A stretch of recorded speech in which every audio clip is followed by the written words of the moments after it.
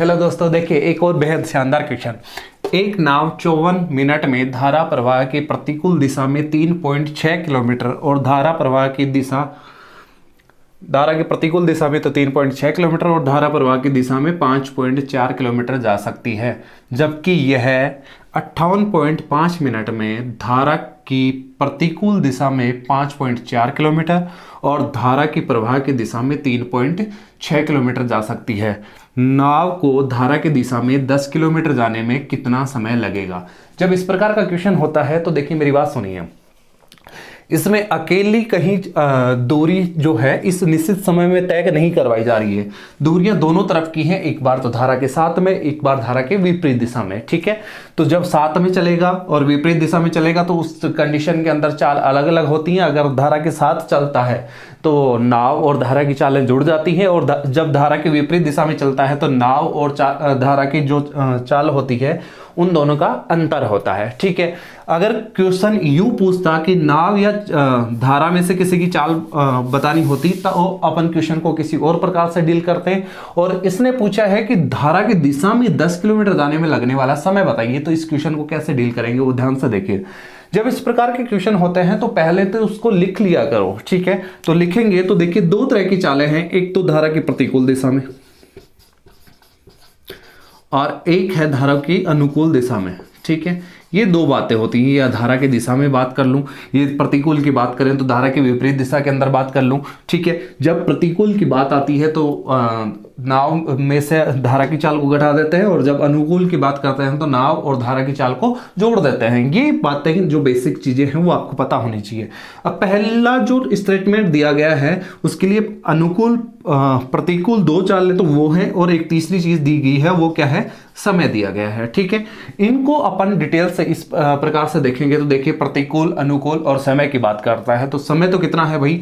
54 minute. ठीक है, पहले इक्वेशन की बात करें तो देखिए मेरी बात सुनिए, इस प्रकार से बनेगी, ये तो बन गया 54 मिनट। ठीक है, प्रतिकूल दिशा में 3.6 किलोमीटर की दूरी। ठीक है, ये दूरी हो गई 3.6 किलोमीटर की, और अनुकूल दिशा में तय करता है देखिए कितनी? 5.4 किलोमीटर। ये बात होगी पहले से। ठीक है, इन दोनों में लगने वाला जो समय है वो कितना है? 54 मिनट। ये मान लीजिए इक्वेशन नंबर फर्स्ट अपन ने मान लिया। सेकंड इक्वेशन की कहानी कुछ ये है कि वो समय 58.5 मिनट है, तो देखिए अब समय बदलकर कितना हो गया है? 58.5 मिनट। ठीक है, अब देखिए प्रतिकूल दिशा में तो कितना जाता है? प्रतिकूल दिशा में 5.4 किलोमीटर जाता है। ठीक है, तो 5.4 किलोमीटर जाता है, और अनुकूल दिशा में जाता है वो देखिए कितना? 3.6 किलोमीटर।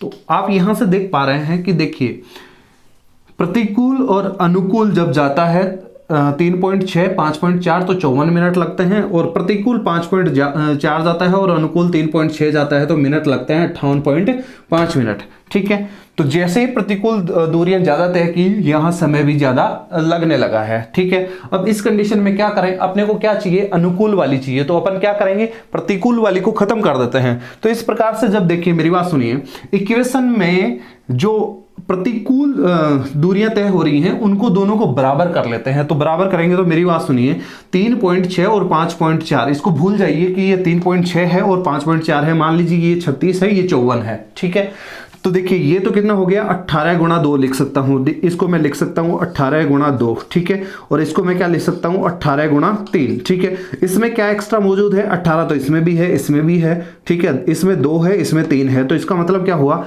इन दोनों को बराबर करना है तो ऊपर वाले को 3 से गुणा कर देता हूं और नीचे वाले को 2 से गुणा कर देता हूं, ये दोनों चीजें बराबर हो जाएंगी। देखिए 18 दूनी 36, 36 को 3 बार गुणा करेंगे 108। ठीक है, 18 3 54, 54 को 2 बार गुणा करेंगे 108। ठीक है, तो यहां से देखिए एक लाइन लिखनी पड़ती है अपने को कि इक्वेशन नंबर फर्स्ट को 3 से गुणा करने पर और इक्वेशन नंबर 2 को 2 से गुणा करने पर। ठीक है, जैसे ही इनको गुणा करेंगे तो मेरी बात सुनिए, ये तो दोनों गुणा करके नई इक्वेशन बन जाएंगी। तो 3 से गुणा करेंगे तो ये तो 10.8, और इसको भी गुणा करेंगे तो 10.8। ठीक है, इनको गुणा करके एक इक्वेशन में से दूसरी को घटा दिया जाता है। तो जैसे ही घटाएंगे तो मेरी बात सुनिए, 3 से गुणा करेंगे और ये 10.8, 2 से गुणा करेंगे ये 10.8 ही, तो ये तो हो जानी है खत्म। ठीक है, अपने को सिर्फ गुणा भाग करना है इस इतने से पोर्शन में।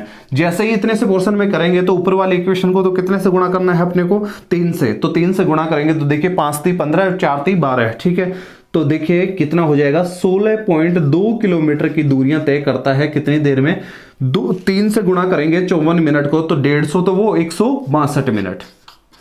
आई बात समझ में? ठीक है, ये कैलकुलेशन आपको करनी पड़ेगी। ठीक है, 3 से गुणा करेंगे तो 5 3 15 और 0.4 को 3 से गुणा करेंगे तो 1.2, 15 में से 1.2 जोड़ देंगे तो 16.2 किलोमीटर की दूरी 162 मिनट में। ठीक है, आगे बात करता है।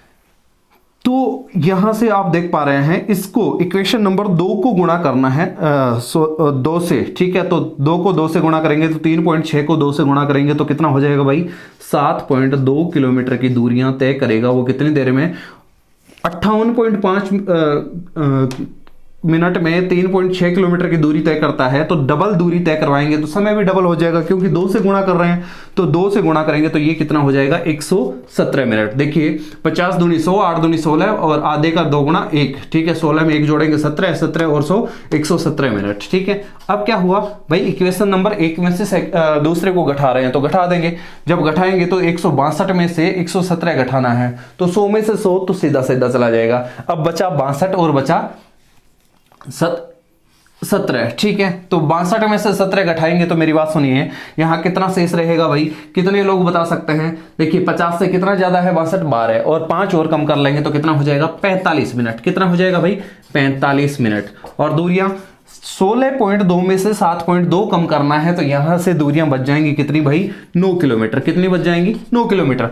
अब धारा की अनुकूल दिशा में 9 किलोमीटर जाने में 45 मिनट लगते हैं, तो वो चलवाना कितना चाहता है, 10 किलोमीटर। ठीक है, तो 9 का कितना गुणा भाई, देखिए दूरी और समय में रिलेशन हमेशा होता है सीधा, जितनी दूरियां चलवाएंगे उतना ही समय चलवाना पड़ेगा। तो 9 किलोमीटर चल रहा था तो 45, अब चलवाना कितना है 10, तो कितने से गुणा, 10/9 से। ठीक है, तो 10/9 से जैसे ही गुणा किया तो मिनट को भी 10/9 से गुणा करेंगे तो कितना हो जाएगा भाई, 9 से 45 5 बार कैंसिल, 10 से गुणा करेंगे तो कितना हो जाएगा, 50 मिनट। कितना हो जाएगा भाई, 50 मिनट।